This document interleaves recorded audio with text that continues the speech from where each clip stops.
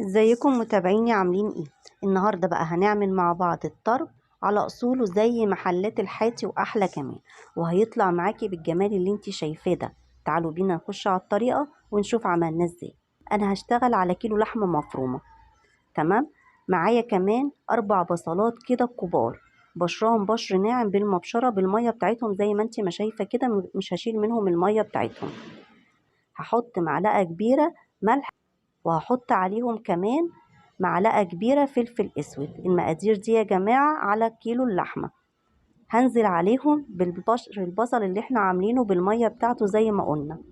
هسيب منه بس كده شوية مية، هقولك هنعمل بيه ايه بس مش دلوقتي، نسيبهم على جنب. هبتدي بقى اخلط المكونات دي مع بعض كده كويس، علشان تبقى البصل مع الملح والفلفل واللحمة كلهم يتجانسوا كده مع بعض كويس. هقلبهم بس كده تقليبة مع بعض. هحط عليهم كمان ايه، هنحط معاهم اضافتين هتخلي او 3 اضافات هتخلي معانا الطرب ده في منتهى الجمال. هحط عليهم 3 معالق كبار نشا ومعلقه كبيره بيكنج باودر. ما تستغربيش اللي انا بقولهولك. وهنا كمان هحط عليه كمان بياض بيضه من غير الصفاره، بياض بس، بالشكل اللي انت شايفاه ده. وهبتدي بقى اخلط المكونات دي او اقلبها كده مع بعض كويس.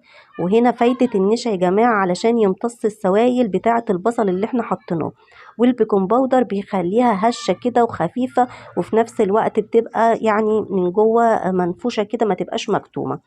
هبتدي بقى اجيب الكبة بتاعتي او ممكن مطحنة الخلاط، وابتدي احط جزء جزء كده من اللحمة واخلطها في الكبة لغاية ما الاقيها عملت خيوط كده ببعضيها. اخلطها وارجع لك تاني.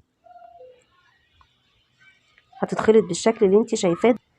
هنا انا عملت الكميه كلها اللي معايا زي ما انت ما شايفه كده. بصي الخيوط اللي عملتها، والخطوه دي اساسيه يا جماعه، لازم تتعمل علشان تتجانس كلها مع بعض، واللحمه تتماسك مع بعضيها كلها وتبقى عامله معانا بالشكل اللي انت شايفاه كده، الخيوط اللي انت شايفاها قدامك ده. تمام. اهي شايفه عامله ازاي. لازم تعمل الخيوط، تطلع خيوط كده. لو ما فيش كبه او مطحنه الخلاط ممكن تعمليها بايدك كده شويه لغايه ما تلاقيها ايه، طلعت الخيوط بتاعتها كده معانا. هسيب بقى اللحمه دي شويه كده على جنب. هنا معايا 3 طماطمات كبار كده عصرتهم في الخلاط وصفتهم، مش عايزه فيهم يا جماعه قشر. تمام. وشويه ميه البصل اللي احنا كنا سايبينهم على الطماطم بالشكل اللي انت شايفاه ده اهو. شايفه هحط عليهم ملح وفلفل اسود، معلقه صغيره كده ملح ومعلقه صغيره فلفل اسود، وهخلطهم بالشكل اللي انت شايفاه ده. الخليط ده هحط فيه، احطه بس كده في بولة كبيرة علشان خاطر هحط فيه المنديل بتاع الطرب. المنديل انا حطيته فيها عشان يتحيق زي ما قلتلك. والمنديل ده هو بيبقى شكله، احنا بتجيبيه من عند الجزار بتقولي له عايزة منديل للطرب، بيبقى بالشكل اللي انت شايفاه قدامك ده. ويفضل ان انت تقولي له عايزاه منديل ضاني، لان بيبقى فيه منديل جاموسي. الضاني طبعا بيبقى احلى بكتير. هبتدي احطه في الخليط اللي انا عملته ده، اللي هي عصير الطماطم مع ميه البصل، واخلطهم كده كويس عشان تبقى كل حاجه عندي متطعمه. هبتدي اقلبهم بالشكل اللي انت شايفاه ده كده. احط كل الكميه اللي معايا بتاعه المنديل كده. هيبقى المنديل معايا متبل واللحمه كمان معايا متبل، عشان تبقى كل حاجه عندي متطعمه ومتبله معايا، وتبقى احلى طرب هتعملي. هيتسبق في التلاجة لمده ساعتين قبل ما الفه، علشان الطرب يتبل كده مع الخلطه اللي احنا حاطينها، واللحمه تتماسك مع بعضيها. بعد ساعتين بصي بقى اللحمه معانا اتمسكت ازاي، والخيوط اهي يا جماعه. بوريها لكم تاني وباكد عليكم لازم تعملي الخطوه دي. قلنا لو ما فيش كبه تعمليها بايديك. وادي المنديل اتشرب كله من الخليط اللي انا كنت عاملاه، والطعم كله بقى كل حاجه عندي كده متحيقه وجميله.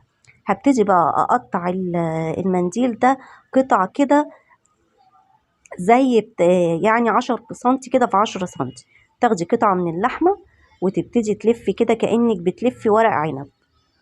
تقفلي كده من الجناب وتضغطي ضغطة خفيفة كده وانتي بتلفي عشان يبقى متماسك ويطلع معاكي بالشكل اللي انتي شايفاه ده. بصي هنا الصباع كبير. هنشويه بقى، ممكن تشويه بره وتشويه على الفحم عندك، تشويه في الفرن براحتك، بيطلع معانا بالجمال اللي انتي شايفاه ده. ايه رأيكم في شكل الطرب؟ بجد يفتح النفس، منتهى الجمال، ما بياخدش معانا وقت خالص.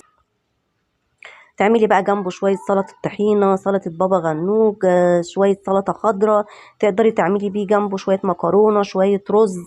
ليكي مطلق الحرية في اللي انت تاكليه معاه. ممكن تاكليه بالعيش كده وتغمزي بيه بالسلطات، بيبقى في منتهى الجمال. يا رب الطريقة تكون عجبتكم. ولو عجبتك الطريقة ولسه ما اشتركتيش في القناة ولا حطيتي اللايك، حطي اللايك واعملي اشتراك في القناة وفعلي زر الجرس على الكل عشان يوصلك مني كل فيديوهات.